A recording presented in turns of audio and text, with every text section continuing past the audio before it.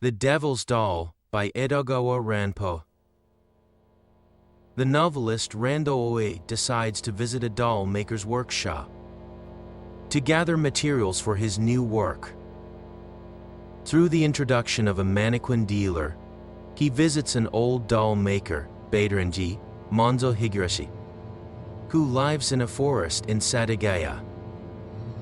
His mansion exudes an eerie atmosphere with old books and anatomical diagrams scattered inside.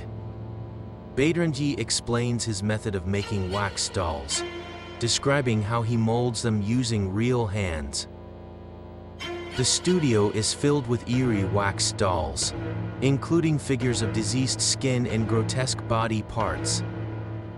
There is a wax doll meant to be appreciated in complete darkness, using only touch, which makes Randō feel uneasy.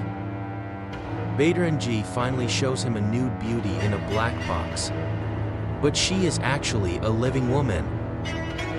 Her name is Reiko Mogami, and she is both Bateren-jii's assistant and his model.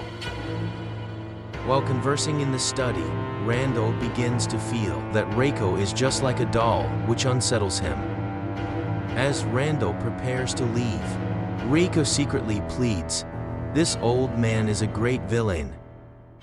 Please help me."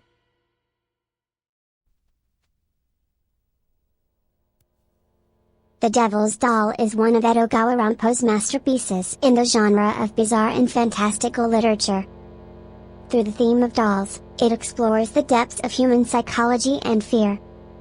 The story illustrates how something that appears to be art can conceal extreme obsession and madness.